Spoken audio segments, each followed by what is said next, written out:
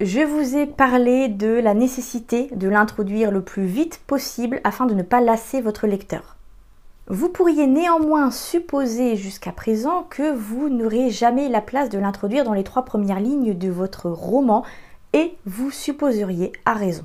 C'est pourquoi je m'intéresserai à partir d'ici au premier chapitre plutôt qu'aux premières lignes seules. 3 lignes captivantes, c'est déjà difficile à écrire, je ne vous le cache pas. Alors écrire 3 lignes captivantes qui introduisent le conflit, c'est-à-dire l'élément perturbateur, non, vraiment...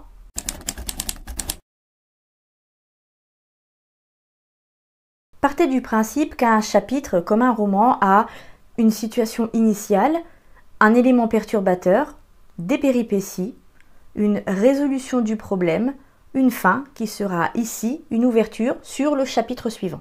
Ou plus grossièrement, un début, un milieu, une fin et un objectif. Oui, je m'en tiens à peu près au schéma narratif puisque c'est le modèle que vous connaissez le mieux et que vous utilisez le plus. Je nuancerai néanmoins mon propos plus loin. Un chapitre introduit un problème ou en résout un. C'est l'arrivée de ce nouveau problème ou sa résolution qui fera avancer l'intrigue. Le même cycle se répète de chapitre en chapitre et le roman suit le même schéma que celui présenté précédemment. Une situation initiale, un élément perturbateur, des péripéties, une résolution du problème, une fin.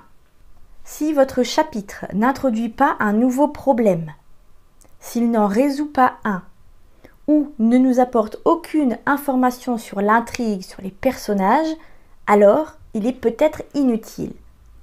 Y compris votre premier chapitre. Oui, ça tient un peu de choses.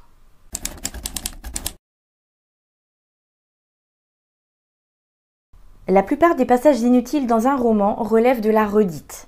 Un dialogue qui met en scène une description ou une description qui veut approfondir le dialogue. Là où l'idéal, puisque la perfection n'existe pas, demande de mêler description et dialogue, ce problème relève surtout de la volonté d'insister par peur que le message ne passe pas. Le premier chapitre est particulièrement décisif quand il s'agit de délivrer des informations. Le lecteur s'immerge dans un tout nouveau monde, il n'en connaît ni les règles ni les acteurs. Ce qui est clair dans votre tête et dans votre plan, si vous en avez un, ne le sera pas forcément pour votre lecteur. Souvenez-vous que les évidences n'en sont jamais. Elles peuvent même passer pour du ta gueule c'est magique en bonne et due forme. Je vous propose de décortiquer la composition d'un premier chapitre et pour ce faire, nous allons reprendre le schéma précédemment cité. Une situation initiale. Elle introduit vos personnages et votre univers, il n'est pas encore question de l'intrigue. Un élément perturbateur, il trouble l'équilibre de votre univers et déclenche l'intrigue. Une péripétie. Elle alimente l'intrigue, le développement des personnages et de l'univers et déclenche un ou plusieurs nouveaux problèmes. Une résolution du problème. Un premier problème touche à sa fin et une fin. Ce problème résolu introduit une suite logique avec un nouveau problème, un rebondissement, une révélation. Le début du roman introduit vos personnages et votre univers. Il n'est pas encore question de l'intrigue, mais de définir quel personnage va suivre votre lecteur. Demandez-vous ce que ce personnage a à apporter à votre début de roman et ce qu'il a à perdre plus tard. Et pouvoir établir les grandes lignes de votre univers afin de le rendre compréhensible à votre lecteur. Votre univers doit aussi participer, à la manière d'un personnage, à l'élaboration de l'intrigue. Vos personnages alimentent l'intrigue par leurs actions et par leurs choix, au moins autant que l'intrigue les pousse à faire ce qu'ils font. Ils s'influencent mutuellement. Penser les personnages sans vous questionner sur l'intrigue est une mauvaise idée, l'inverse aussi. Avec le milieu du roman, pas d'éléments perturbateurs, de péripéties ou de résolution du problème. Enfin, si, mais c'est plus compliqué. Comme je vous l'expliquais dans l'exercice numéro 3, dans la partie 3, le schéma narratif que l'on nous enseigne au collège est plus adapté à l'analyse d'une fiction plutôt qu'à son écriture ou à son élaboration. Toutefois, un élément perturbateur, il en faut bien un premier du moins, celui qui mettra en branle toute l'intrigue de votre roman. Vos personnages choisiront de régler le problème ou au contraire de l'ignorer, de le fuir. Quelle que soit leur décision, elle impactera les péripéties, puisque chaque choix a des conséquences, y compris celui de ne rien choisir. L'élément perturbateur n'agit pas seul dans le sens où vos personnages lui donnent du pouvoir en quelque sorte. Il existe parce qu'un événement a eu lieu et un personnage a déclenché cet événement. La convoitise, la colère, la haine, la jalousie, la peur, le besoin sont autant de motifs valables pour déclencher un élément perturbateur. Un personnage veut quelque chose, il lance une action pour l'obtenir. Des péripéties lui succèdent. Elles alimentent l'intrigue, le développement des personnages et de l'univers, et déclenchent de nouveaux problèmes.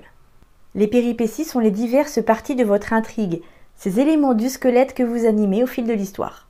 Et comme dans un squelette, ces éléments sont liés, il y a des liens de cause à effet, il y a des liens entre les personnages et les péripéties, puisque celles-ci permettent la progression des personnages. Et il y a des liens entre les péripéties et le rythme de la narration. Comme je vous le disais précédemment, penser l'intrigue en écartant l'histoire et vice-versa, c'est une mauvaise idée. Rappelez-vous ma métaphore des nœuds. Votre intrigue est semblable à un sac de nœuds. Des nœuds que vos personnages devront dénouer en toute logique. Parfois, ça ira dans leur sens. Parfois, un nœud qu'ils géreront mal se renforcera ou en créera un nouveau. Les péripéties sont par nature conflictuelles. Leur logique, leur motivation, leur instigateur sont source de conflits. Et à partir de ce constat, oui, les possibilités deviennent infinies. C'est là que je rappelle que dans votre roman tout est possible, dès lors qu'il y a de la cohérence.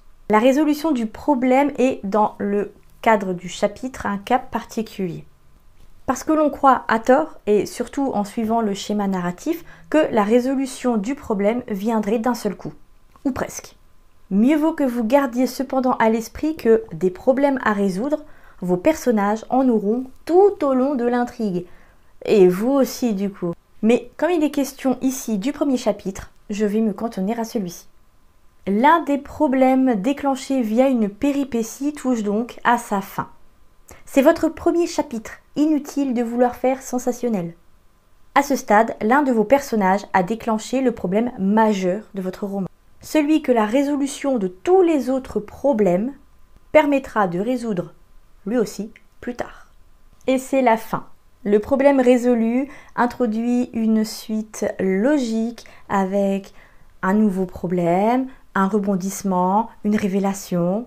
C'est toujours la même chose, le même schéma, le même cercle qui se répète.